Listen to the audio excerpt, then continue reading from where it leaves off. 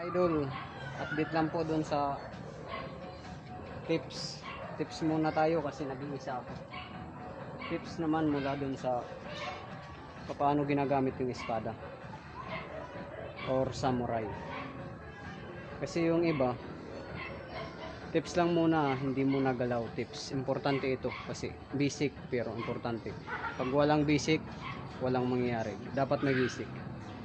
Ito yung basic na ituturo ko kasi yung ibang itinuturo nila ganun.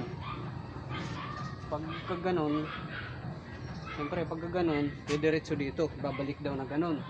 Pagka ganun, babalik na ganun. Oo, pwede yun hanggat di pa tumatama. Pwede yun, balik-balik ganun.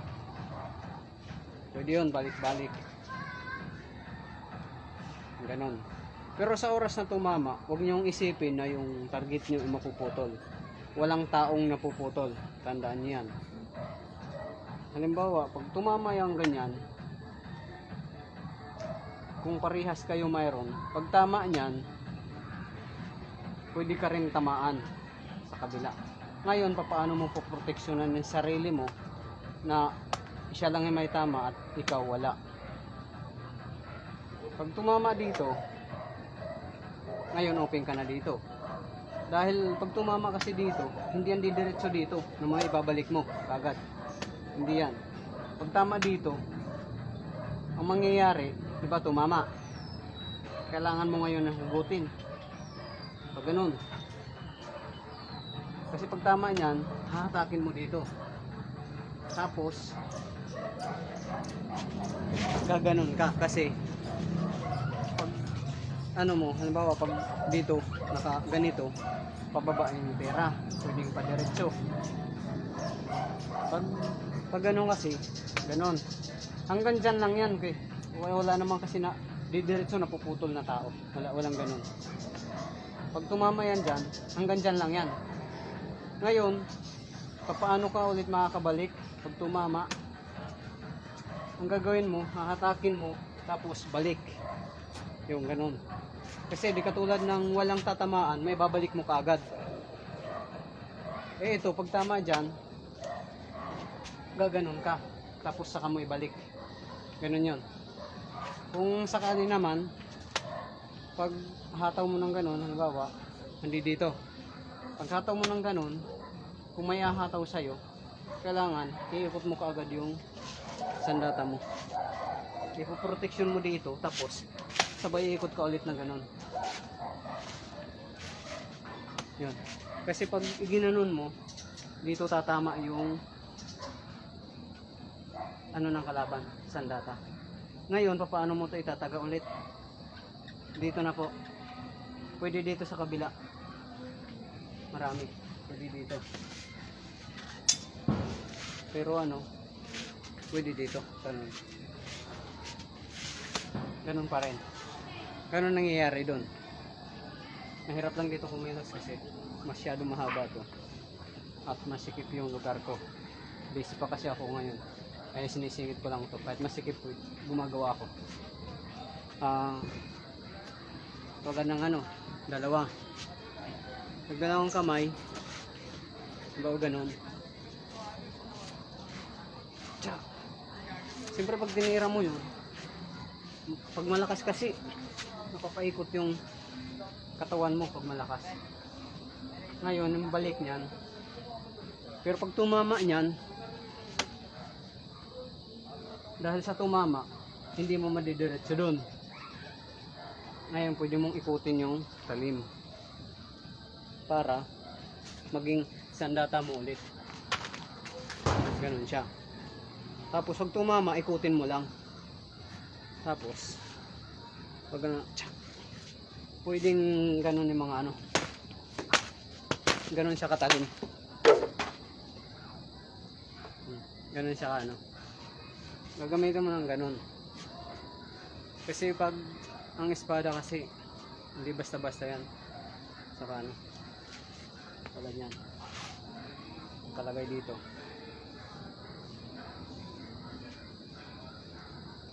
Pag nakalagay sa ganito, espada, automatic yan. Dito. Pag humanda ka, kailangan bababa ka para pwersado. Tapos saka mo tatapyas. Ganun mangyayari doon. Tapos pag ganun, dahil sa tumama, kung sakaling naputol o maliit lang na lugar, dumiretso, mababalik mo siya. Pero huwag nyong aasahan na yung katawan talaga, kasi yung iba iniisip espada yan, kayang pumutol sa liig, kayang ano. Hindi po nakakaputol talaga, kasi ang liig natin may buto, hindi nakakadiretso yan. Ganun po. Huwag yung isipin yun, kasi sa pelikula lang nangyayari yun, napuputol na tao, napuputol. Wala pong ganun. Ang nangyayari lang talaga puro ganito lang. Ganun yung mga sistema nun. Kaya ang tinuturo ko yung konting basic lang. Wala munang masyadong galaw, kasi nag-iisa lang ako. Yung basic na to, importante ito, kasi iniisip nila yung ganun lang lahat. Yan kasi ang itinuturo Paano pag tumama? Ang gusto ko ngayon paintindi, pag tumama kasi hindi yan dumidiretso, dyan yan. Kaya dapat may paraan ka para mapapabilis ulit yung sunod mong pera. Ano ba pag tama? Kailangan pag tamang ganun, ano yun mo, di ba, tumama, hatakin mo ngayon yun dito. Pwedeng ibalik mo ulit kung masikip, di mo na magaganon, pwede mo siya ibalik ulit. Kung masikip naman, hindi mo pwedeng paghatak mo ganun, kasi kailangan na maluwag. Pag masikipan, di ba, tumama ang ganun, ang magiging mo, hahatakin mo dito sa baba, tapos pataas. Ganun.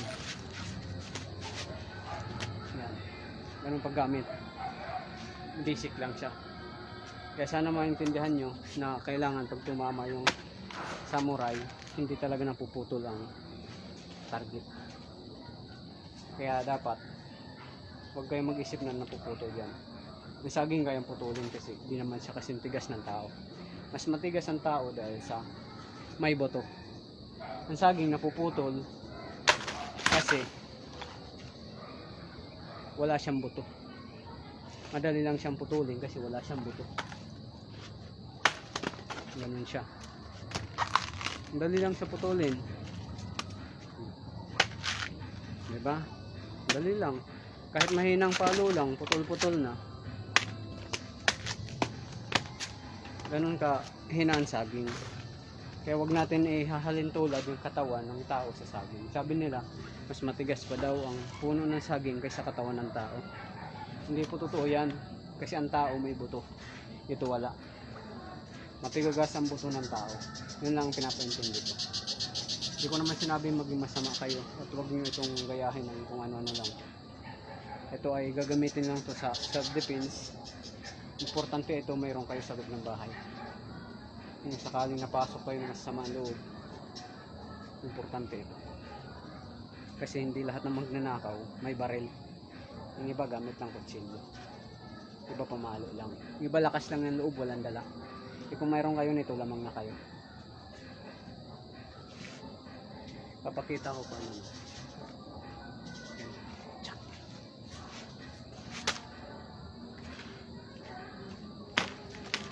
Ganyan.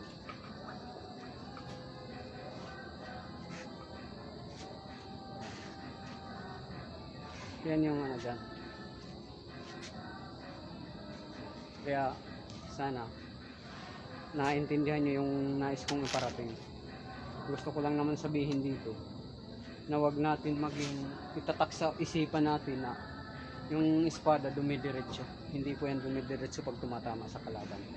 Yun ang gusto ko iparating. Sana maunawaan nyo. Kaya lang naman dito dumidiretso kasi malambot na klase siya. Saging lang siya. Pero pag tao, hindi po yan dumidiretso. Ganun lang kalambot yung saging. Pero pag tao, hindi pwede. Ulit. Ganun. Yung estilo kasi, ginagamit ko ganito. Kasi pag ganun, kung sakaling may kalaban, pwede mong